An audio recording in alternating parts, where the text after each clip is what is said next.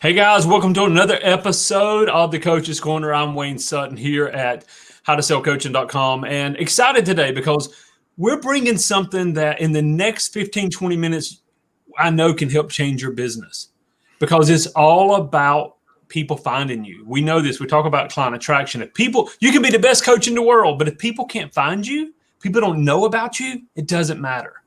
Doesn't matter what skill sets you have. If people cannot find you, people can't say, hey, I want to do business with you.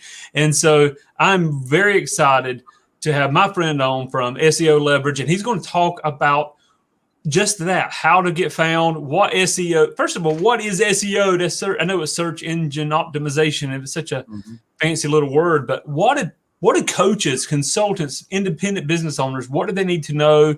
And I'm just going to turn the floor over to you. I want to say thank you for jumping on board with us at the Coach's Corner, though. Thank you very much. Yeah, thank you very much for having me, Wayne. It's a pleasure to be here. We're working for quite a few people in the coaching space, so it's definitely something I'm particularly interested in because I do have a business coach myself, a mentor that helps me grow over time. That helps me focus on the right things, to put it that way. We all know we could probably do 200 things, but there's probably only 3 or 4 things we should really be focusing on or do more of those. So this is where I see a lot of connection between SEO and coaching in general, because what we really do with our method is that we help people keep the momentum going when it comes to search. So first of all, as you already said, SEO is search engine optimization. What we really need to understand is that the position you come up in Google has a value, meaning your potential clients are searching on Google. It's number one. Potential clients are going to rather click on the result at the top than at the bottom of page 1, leave alone page 2 to page 10, which is essentially the best place to hide a dead body because nobody's ever looking there. So if the positioning in Google has a value for me, I need to see what can I do in order to move up in the rankings. Okay, this is a very important concept to understand. First one.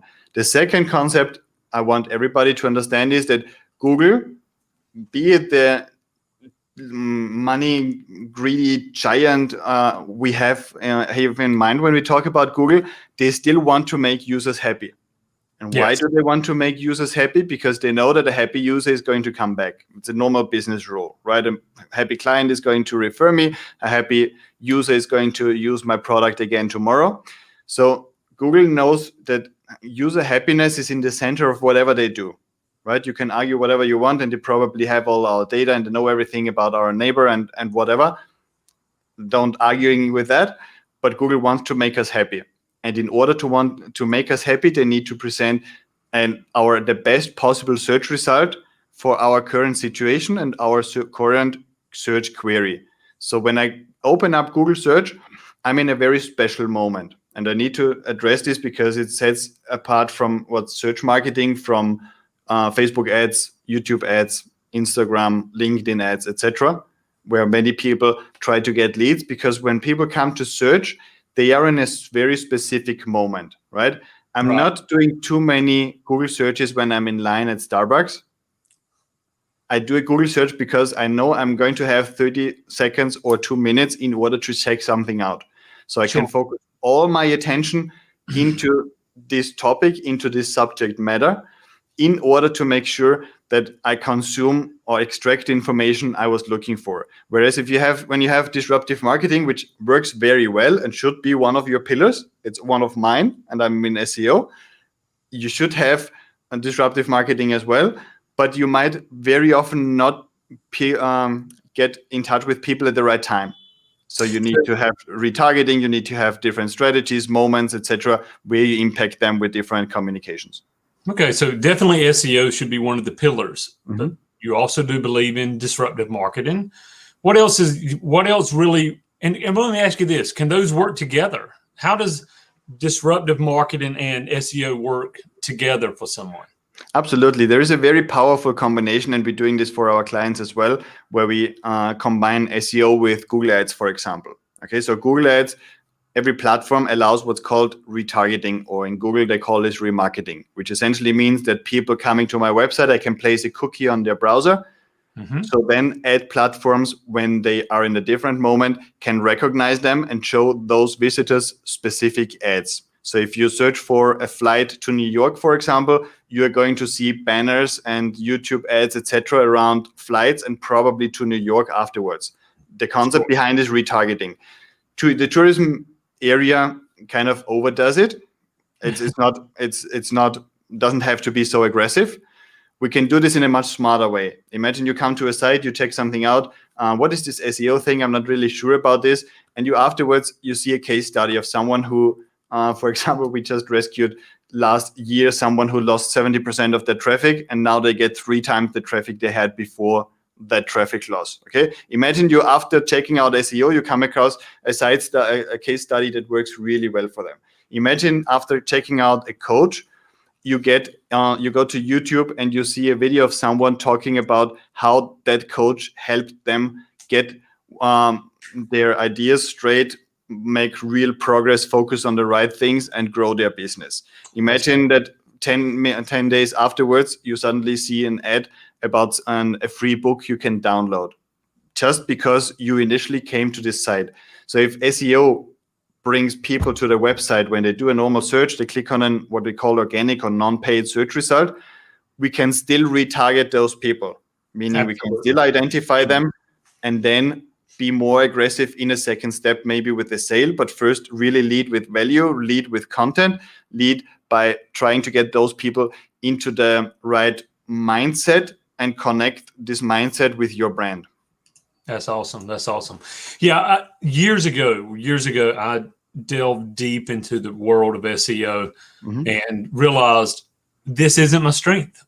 You really have I enjoyed it, but it wasn't my strength, and so I handed that over to somebody else, such as yourself, and now we go and we can focus on what we're strong in. But I will say this to every coach, consultant, business owner: most of your business is going to be found through searching. It really is. Most of the people, there's disruptive marketing, and all of our coaches, we do it, but there's something when somebody is searching for something particular, that is the strength. There's a real need or desire there. And then, like you said, adding in the retargeting and all of the disruptive marketing just makes it beautiful. You've got a book that you give away. Do you mind taking just a moment and sharing with people a little bit about your book, how to get it? Absolutely. All this comes from many years of working with clients, in both within agencies and on my own mostly, where I saw it's very hard for people to grasp what SEO really is, what's necessary in order to do SEO, and a lot of insecurity. A lot of my clients, when they came first to us, they said, look, I've been spending money on SEO for 3 years. I don't really have an idea what my agency was doing. Right? So they got me somewhere, or at least I didn't drop.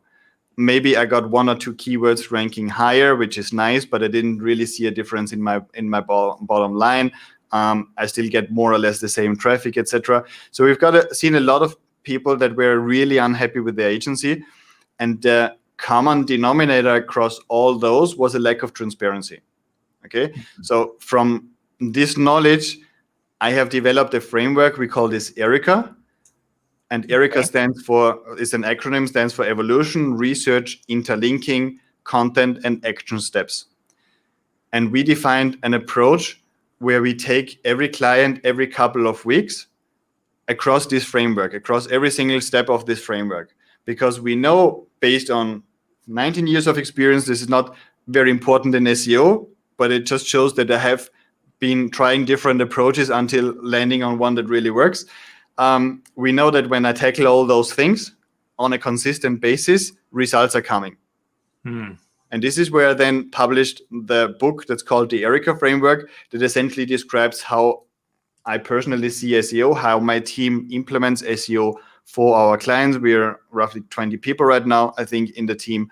How we go about SEO, how we prepare a strategy call with a client following this framework. What do we pay special attention to? How do we train their team in order to pay attention to the right things? And this is then the book is available on Amazon, but it's also for free. You can download it on my website on seoleverage.com.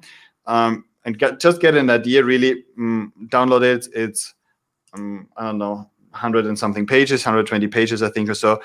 Get an idea about SEO in general. I do a brief introduction, why this is important, a few facts around it, some case studies, the framework we use, and then just make a decision and think if this is something you think could be helping you. For me, it's really, I just had another call before where a client called this hand-holding, right? So I can hardly explain SEO, like you can hardly explain in a few calls what coaching is all about, right?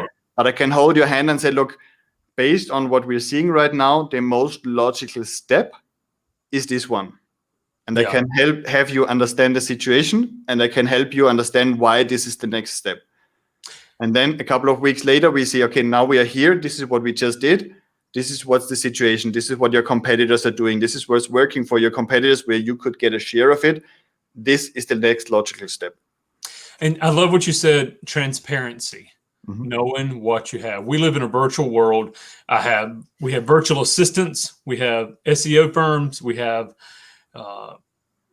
digital marketing agencies, but we need to be able to see, and that builds trust and lets people know. And again, I think having a step-by-step process. When I coach someone, there's a big framework around coaching, but everybody's independent. We have a framework, like you have Erica. We have a framework that we take people through, but everybody's going to be a little different in that walk. So your clients, what kind of clients do you serve? Now, obviously, most of mine are coaches, consultants, course creators, but you serve in different markets, I'm sure. Is there any particular market you work very well in, or that you stay away from? We probably are more focused in people delivering their service online rather than in person. Apart from historically a few projects that have been with me probably for 10 years, renewing month after month their agreement, which are more local businesses. Right now, we are very focused probably on business coaches, on online course providers, e-commerce sites. So this is lead generation sites more and more. So this is probably the space we are in. SEO essentially requires the same steps in every niche, or in most niches, right? The way how you approach it can be vastly different, right? What is interesting, I think, here, especially when we talk about transparency, is that we are now in a time where everybody tries to save as much money as possible. See, we don't know what's coming, what is going to happen in 2 months, let alone probably not even tomorrow, really. Are we going to be in a lockdown? Can we leave the house? Can we do I don't know what? Everybody's trying to get a very good control over the costs, which is, I think, is very important. And this is the moment where you want to make sure that if you spend money on marketing, you know why. You don't need to know the how, but you want to know why am I spending today money on exactly this, right? I don't want to spend money on Facebook ads because I've heard Facebook ads is good for me and that's about it, right? I want you to make sure that on Facebook ads, you are targeting XYZ in this region based on that income preference, and you get the targeting really right. On SEO, you want to make sure that, first of all, you have someone who is transparent about their approach. And we have seen that, unfortunately, many companies aren't. And then there is another thing. We historically, and this is probably something more personal about me, I was always going after the things nobody wanted to do, right? So there was a time, like, for example, it's very hard to create links from the internet, right? From other websites. Getting links from other sites is a very hard thing to do. Lots of SEO agencies don't do link building, as we call it, on their own. I started one of the first link building blogs in Spain. I'm based in Madrid 8 years ago or 10 years ago, just because I knew that all the agencies need to buy somewhere, and they then came to me in order to get those links. All agencies, or not all agencies is wrong, many agencies try to limit customer contact to a minimum because it obviously takes time. It takes time to get to know people. It takes time to get to know an industry. It takes time to really think about what is the highest impact item and justify this facing a client. And it takes I would say a bit of courage when some rankings drop, to get on a call with the client and say, look, what we did so far was logical at the time, but Google today is taking a different way and we need to readjust. Okay. This is exactly where we said, no, we are going to do exactly this. I'm going to do exactly what I know many SEO agencies don't want. I've got probably 8 to 10 calls every day with clients. I spend most of my days in consulting calls with clients, just in order to make sure we get this level of transparency that I would demand from an agency if I was in a client's shoes. So if I have a client, if somebody's watching this and they go, I don't even know anything about SEO, like how many search results are even in my niche? How many people could click on my ads?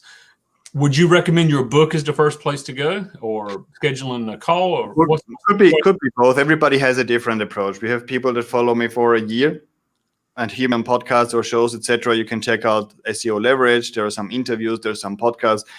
Make sure you get whoever you use. This doesn't have to be me, but make sure you build some trust with this person or agency before. Right.